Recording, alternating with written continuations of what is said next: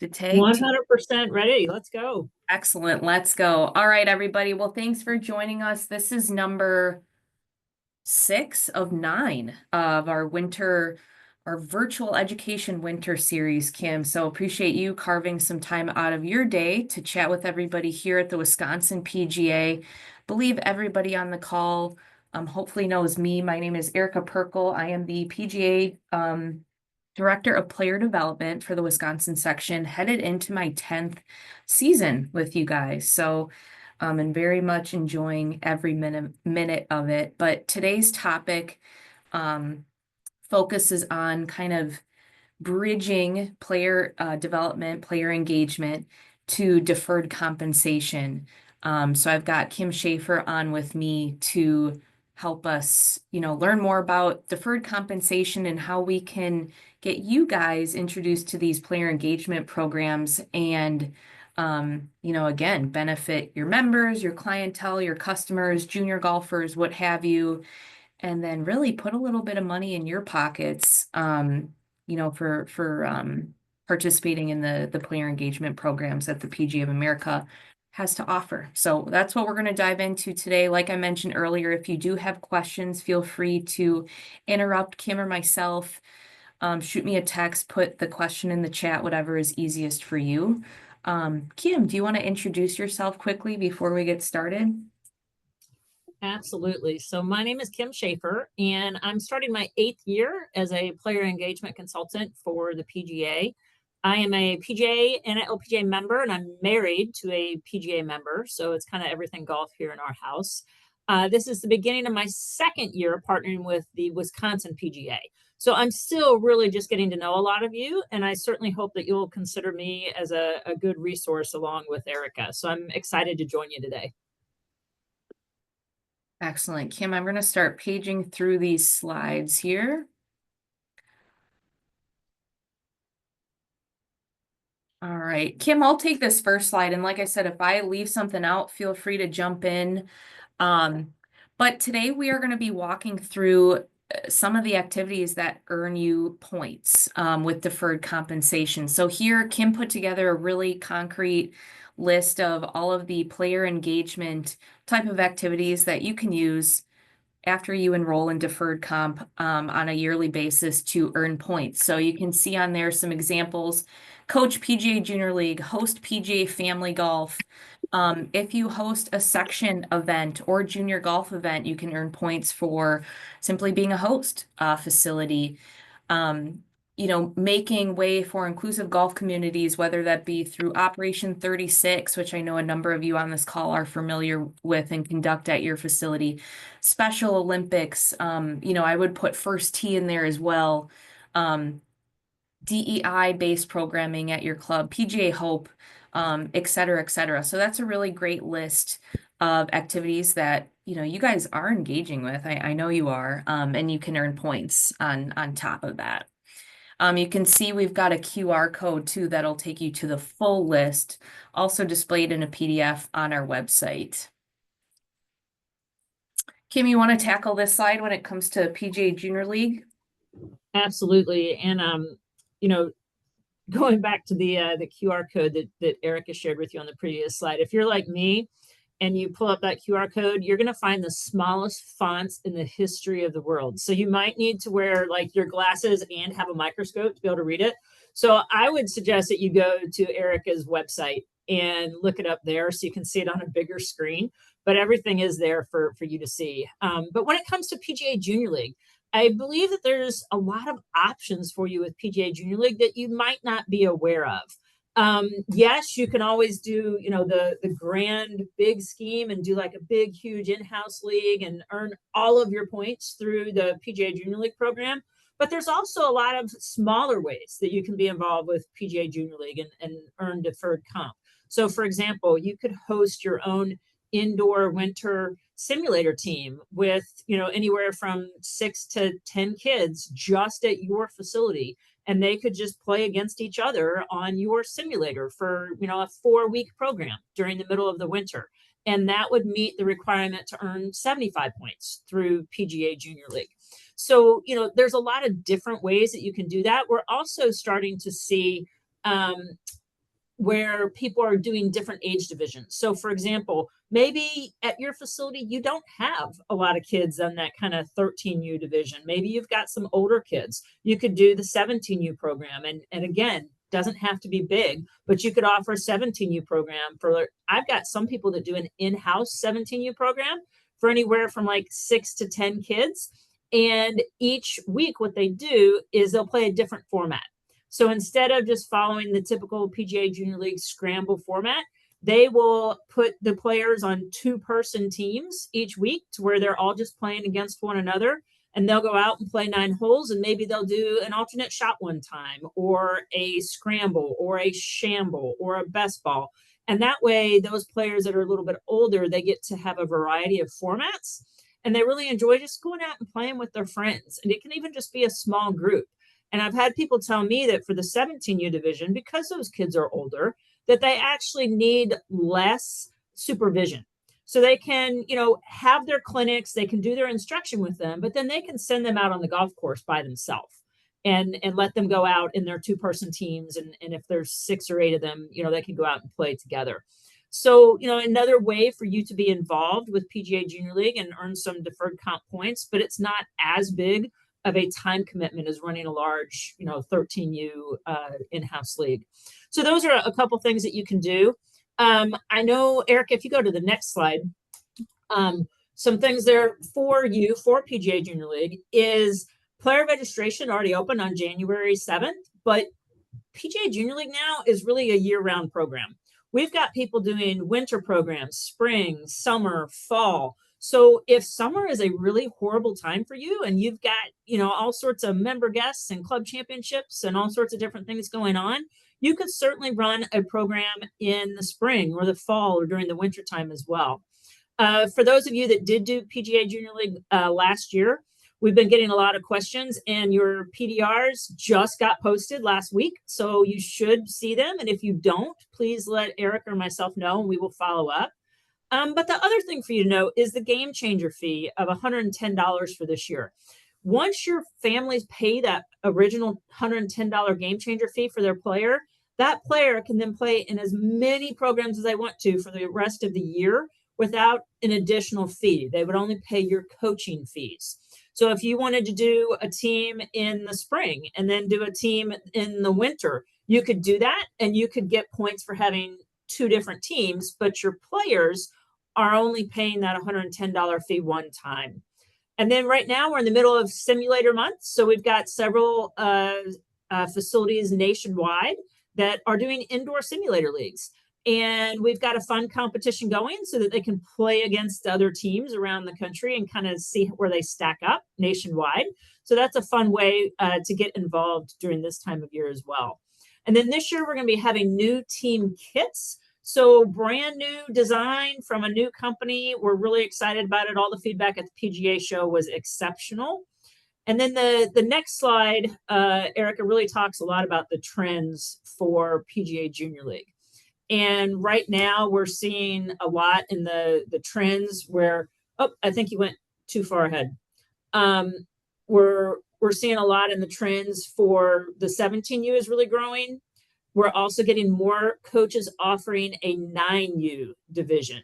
So for example, I've got several coaches that are doing a division for like 4 to 6 year olds. And they might have those 4 to 6 year olds come and they will play 3 holes from 50 yards. And those will be their game days. And so again, if you don't have a lot of older kids, but you got a lot of younger ones, you could still do PGA Junior League even with really, really young ones and just really shorten everything down and make it what you need it to be. And then we also just discussed multiple seasons and that the simulators are growing as well. Erika, I see, just pulled up the Family Golf Championship and that opportunity on there. Family Golf is a great way to earn deferred comp points. As far as a time commitment, in my opinion, it's the least time commitment of all of the player engagement activities. If you look at PGA Junior League, it's more of a program. It's something you're going to be doing over several weeks. But for PGA Family Golf, it's truly an event. So if you're already hosting like a parent-child event, you could literally do what you've always done and just register it through the PGA Family Golf website and run the exact same program, and then get 75 deferred comp points for hosting a PGA Family Golf event. Now, one thing that's new this year that might really help some of you with running a PGA Family Golf event is if you already do PGA Junior League, then your players, they have already paid that $110 game changer fee. If you host a PGA Family Golf event, then they do not have to pay the $25 PGA Family Golf fee. So if you've already got players registered for Family Golf for PGA Junior League at $110 and you host a PGA Family Golf event, they can register for your PGA Family Golf event and they will not pay any more PGA fees. That is was a barrier in the past, is some of our professionals didn't want their families to pay the $110 and then pay the $25, and that barrier has now been removed. So if that's something that you're looking forward to this year, we suggest really making it a fun event.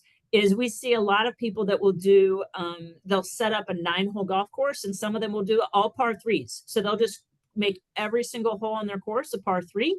And that's very inviting for family members that maybe aren't golfers to still come out and join in all the fun.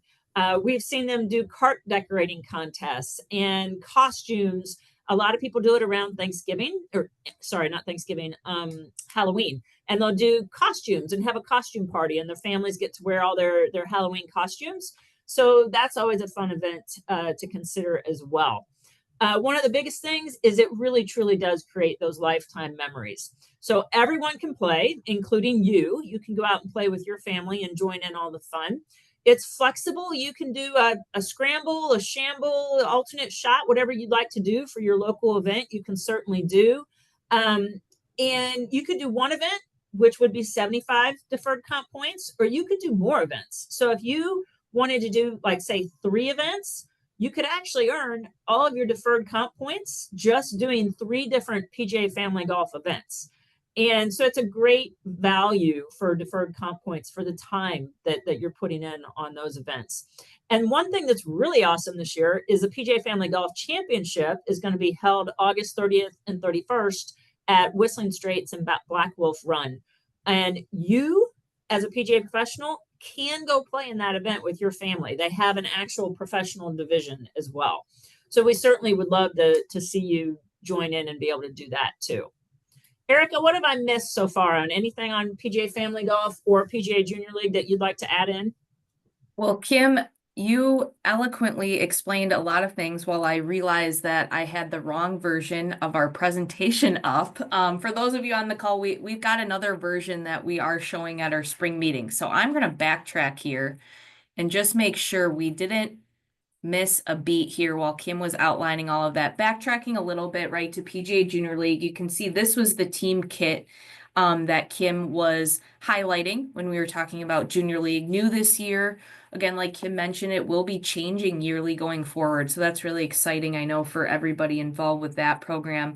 For those of you joining us at the spring meeting on March 3rd, the PGA Junior League national team was kind enough to send the Wisconsin section a couple of team kits. So I will actually have a table set up where you guys can, see the jerseys, see what comes in the team kits. I'll be showing them at the spring meeting. So again, just wanted to point that out for everybody here on the call. You can see Kim again highlighted a lot of what you guys need to know for everything PGA Junior League, but just want to again make sure we didn't miss anything there. You can see everything again. PGA Family Golf wise, I hope to see a lot of you guys at the championship come August, right before Labor Day. That'll be an awesome event. Registration opened for that a couple weeks ago now, right, Kim? That was earlier in February, I want to say. It did. And I would say this, if you're interested in playing, please reach out just directly to either Erika or I, because so far the signups have been amazing. And we've got way more people registered now than we did at this time last year. So we're actually predicting that it will sell out this year. So if you are interested, just reach out to us and we'll get you more information, and we'll certainly help you to get registered with your family. The registration process for becoming a PGA Junior League coach or hosting a PGA Family Golf event has been streamlined to the point where it's super simple. Actually, if you go to either of those websites, pgajuniorleague.com or pgafamilygolf.com, and you log in, right, using your pga.org credentials, your dashboard, you're going to be able to toggle between the two sites from an admin standpoint.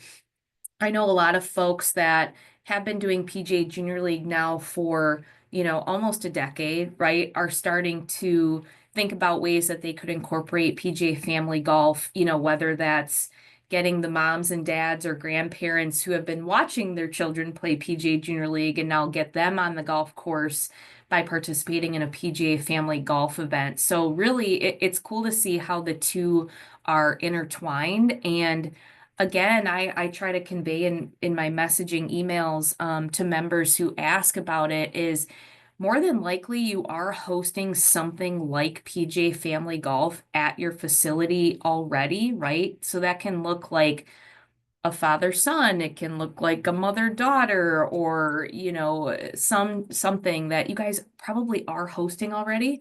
So it makes sense to look into, again, using the PGA branding to kind of build off of what you have already, and then getting some deferred compensation points and PDRs while you're at it. So again, Kim, thanks for outlining those two programs while I fumbled to get all the right slides up. Appreciate it. Any questions we've got so far on either two of those programs and deferred comp, really? Feel free. If not, we'll continue. Oh, was there a question? Going once, going twice. All right, we'll move over to education, specifically PJ Coach ADM. Kim, you want to tackle this one? Absolutely. So a lot of you have been reaching out to us and saying, hey, is there any good way for us to earn some extra PDRs coming to the end of this current cycle? And there is. Through the PGA Coach, you can go to either the website or the mobile app. But if you log in using your pga.org login, you will find access to all sorts of different player engagement education there. So you've got the American Development Model for Golf, which outlines the 7 different ages and stages of development for youth. And if any of you teach a lot of juniors, we highly recommend that you go online and really check out that American Development Model for Golf. It does an amazing job of really highlighting for you exactly what activities are the best activities for players at certain ages of their development. So you want to be providing them with activities that are meeting them where they are currently, both physically, mentally, emotionally, socially. All of those different factors have gone into kind of creating the lesson plans that are on there. And for those of you that do a lot of clinics, they have some amazing activity plans on there. So like if you knew that you were going to be doing a clinic for a bunch of 8 to 10-year-olds that day, you can literally pull it up, click on the 8 to 10-year-old button, and it's going to come up with all sorts of fun activities. And so for those of you that are sometimes will tell me, I feel like what I'm doing is stale, I'd like to have something new. There's, I guarantee you, something new in there that you probably haven't been doing yet that's a really fun activity and that the kids would probably really enjoy. So definitely go check out the American Development Model for Golf.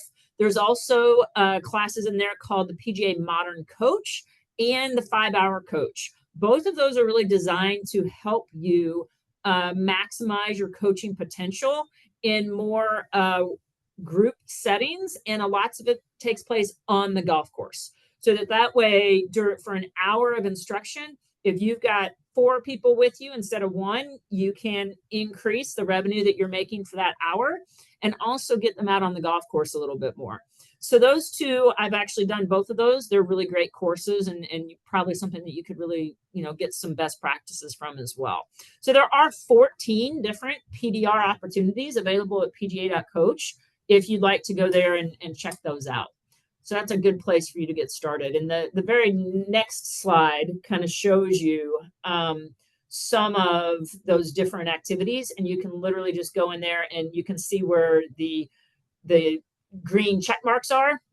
Once you've watched one of the courses, it'll just go into a green check mark so that you can kind of watch one course at a time. You don't have to sit down and do them all at once. So a lot of them are anywhere from like literally 5 to 15 minutes at a time.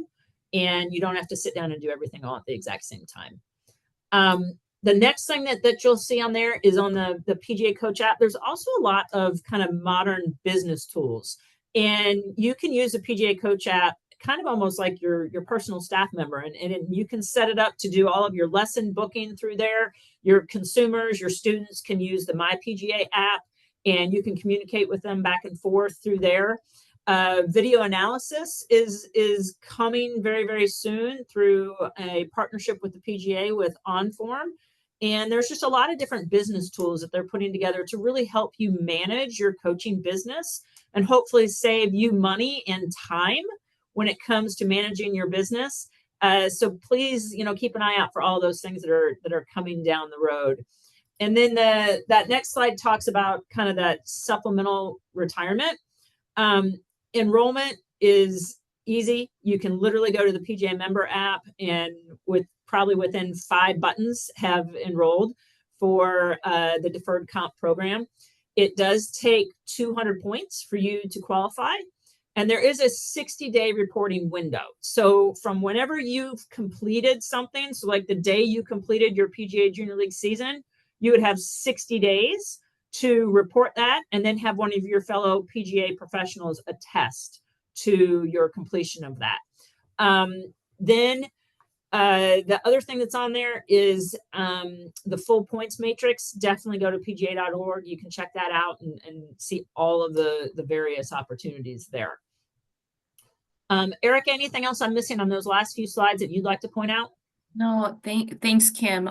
For those of you on the call, and we did get a question about Family Cup, Kim, so we'll Family Golf, so we'll go back to that here in a second. But deferred comp, for those of you that have not yet enrolled, like Kim said, it's maybe 5 clicks to do so. Very simple process. With Joe Stadler and myself being PGA members, there have been some things that we've been able to submit for deferred comp. And again, I can attest to how simple the process is, really. I think for those of you at facilities where you employ a ton of PGA members, it might be worth, having some meetings, say like once a quarter, just to kind of review all the activities that you guys engage in as a staff. Because I will point out there are some limitations when it comes to how many of you could earn points for specific activity. I'll just, an example would be if your facility hosts, our Wisconsin State Open, for example, and you have, let's say, I don't know, 10 to 15 PGA members on staff, there are some limitations in terms of how many of you could earn points for that specific activity. And I know Joe and I are happy to work with you guys in kind of navigating that too. I do know now that we are in year 2 of the deferred comp, headed into year 3, they are very strict on that 60-day reporting window. In year 1, they were a little bit more lenient as our members were getting accustomed to the program and, figuring out how to submit points and all that sort of thing. But again, just be aware of that. For those of you that, again, host events during the summer or participate in PGA Junior League, just make sure that you are, submitting those points in a timely manner. So those were just the 2 things I wanted to point out, Kim, with deferred comp. But so getting back, sorry, we're going to shift gears back to family golf. And I'd be interested to, I don't know if Mike's able to speak on the call a little bit. He might have to fill us in with some of the ideas that he has. Looking to kind of pair Operation 36 with hosting a family golf event. Kim, I don't know if you've seen that done in other sections or what suggestions that you would have. I mean, my gut reaction is, yeah, you could definitely make that work somehow. So Yeah, that's actually a really interesting concept. And I don't know of anybody that's doing it, but I see no reason why it couldn't be done.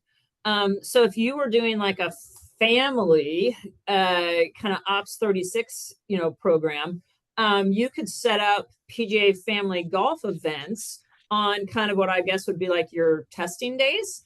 And if you were setting it up from 50 yards or 100 yards or whatever the distance is that you're wanting them to try to meet that Ops 36 score on, you could certainly do that, and set up a 9-hole event like that. Your families could go out and try to beat their score from last time, and you could create each one of those kind of testing days as a PGA family golf event, and have them come out and do that. So if that is kind of where your idea was going, absolutely, I think that would actually be a really cool idea.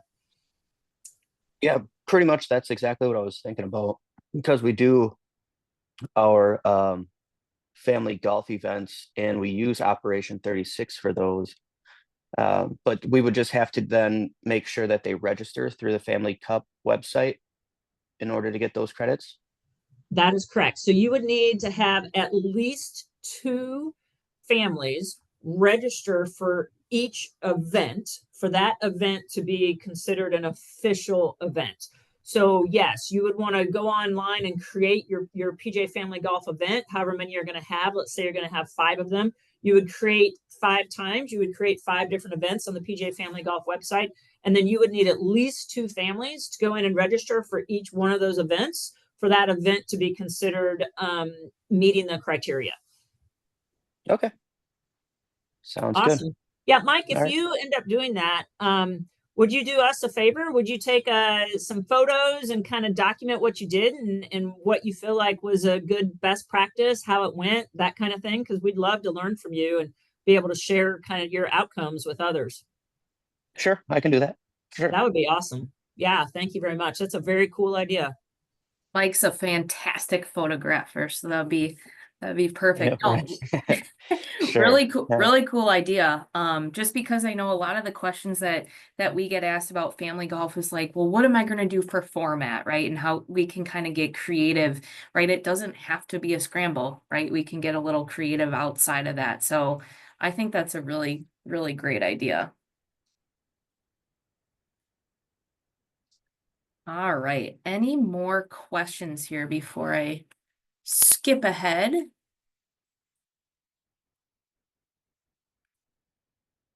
All right, now Kim, we're into the how to get your points through player um engagement here. And you guys can kind of see how Kim broke this down based on, some different scenarios to get you to that 200 um points. We do get asked this question, Joe and I, quite a bit, can I go over 200 points? And the answer is yes, right? In theory, you do want to get as many points as you possibly can, but you do need to meet that minimum 200 threshold to start earning deferred compensation. So you can see Kim broke it down here based on, the program, right? You see Family Golf and PGA Junior League creating a coach profile. You can earn some points that way, pretty simple process there. So Kim, I don't know if you have anything to add to this slide in particular.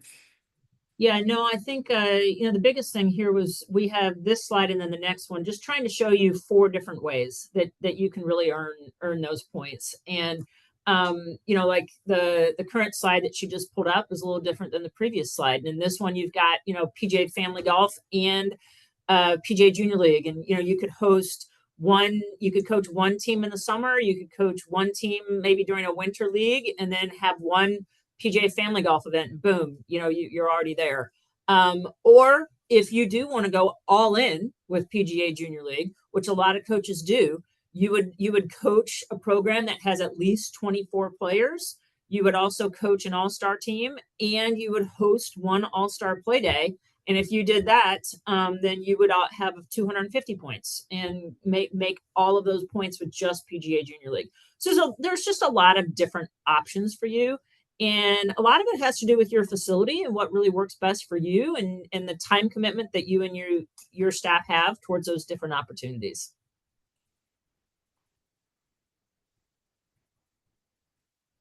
Here's some um So here again is another QR code that'll take you right to the download for the PJ member app.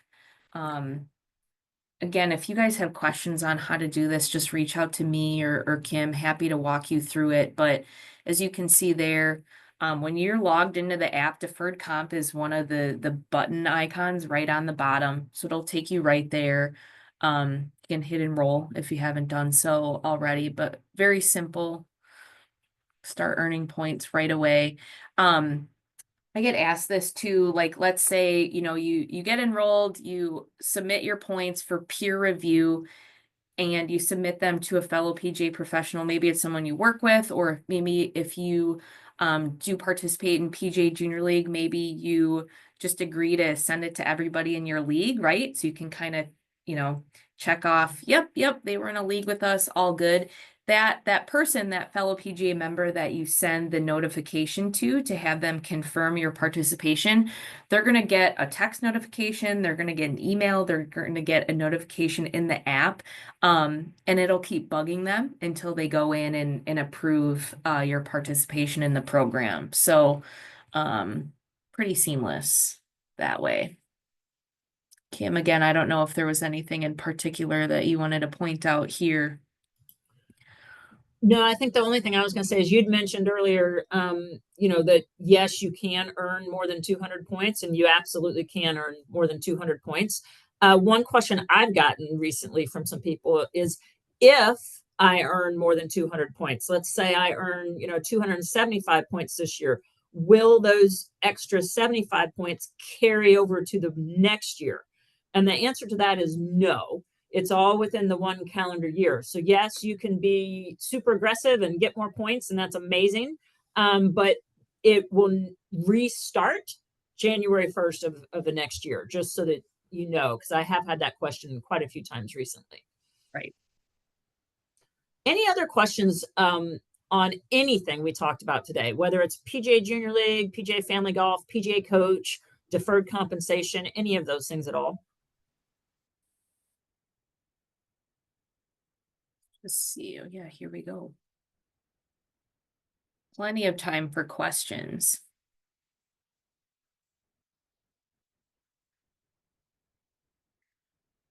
For those of you on the call that do have something to write with, if you want to jot this name down too, he actually did a webinar for us in our series that we had last year, and the recording is still posted on our members only page. If you do have a very specific question about deferred comp that you don't think, I don't know, Kim or myself or maybe Joe could answer, his name is Paul Fredericks at the PGA of America. He's kind of the, deferred comp lead, if you will. Very helpful, and very, very responsive to any questions you might have. He can be reached at P for Paul, and then Fredericks is his last name. So it's going to be P, F as in Frank, REDERICKS at pgahq.com. He'd be a great resource too. Again, maybe if you're a little bit newer or have questions, feel free to use him as a resource, or maybe check out that webinar from last year. But I am checking the chat. I don't see any other questions, but if you guys do have questions, again, feel free to shout them out. Don't be shy. Oh, do we have one? Okay, is deferred comp a flat amount, or is more provided if you have 300 points as opposed to 200 points? The answer is yes. Kim, I see you shaking your head. So actually, Erika, I'm gonna let you go ahead and take that one. So this is a question from Mark. The way that I understand it, and Kim, correct me if I'm wrong, but the way that I understand it is, it's a pool, right, essentially, of money, and it's a little bit dependent on how many people we have enrolled and how many points people earned. Am I correct in my thinking there? So that's a really good question. And I actually think, Erika, I think that we might want to follow up on this one, because Okay. I think we need to follow up with Paul Fredericks, because the reason I say that is I know in the first year that it didn't matter how many points you got. If you had 200 or more, it was a flat thing. And everybody that first year did receive the full allotment of $1,500 into their deferred compensation funds for that first year. I remember hearing several different ideas for moving forward for the future of deferred comp. And in that future forward conversation, they discussed, well, what if we get to a point where we have so many members doing it that, we no longer can fulfill the maximum of the $1,500. And so there was a discussion that at that point, then yes, if you had more points versus less points, like if you have to meet the requirement. So if you got the 200 and somebody had 300, then more points would be worth more funds that would be going into your deferred comp. However, I'm not sure that that comes into play until more members are involved in what can be paid out for that full amount for 1,500, if that makes sense, Erika. So I think that we need to follow up with Paul Fredericks, and then when maybe send just a follow up to the attendees and give them a full update. But I know that that was part of a discussion for if we get above the realm where people are now not going to be able to get the full $1,500 because there's so many people involved. Yeah, Kim, I've got a note, Mark, and I'll follow up with you and then again, everybody on the call. Great question. Yeah, great question. The last, because it has increased, and I do have a slide. I don't have it right in front of me where like, and I think we showed this at a board meeting, but it might be worth showing our entire membership.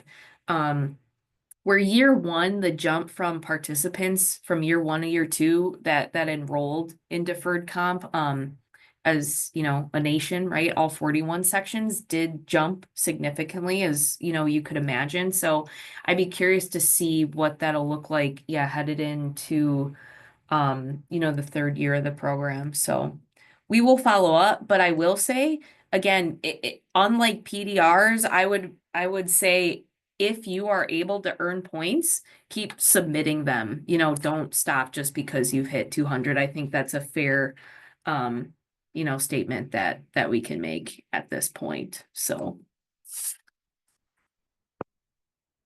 thanks, Mark. Great question. It is a fluid discussion. Perfect.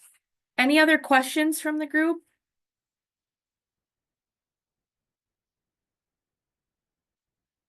All right. Well, if not, we'll give you guys back about 22 minutes of your day. Again, this was recorded. I will get it posted on our members only page. And I will send a follow-up to everybody that was on the call, kind of highlighting a couple things and then that question that Mark brought to the table. So appreciate it and appreciate your time, Kim. Always great to chat with you. And thanks everybody for tuning in. Yeah, thanks everybody. Take care, guys. Have a great day.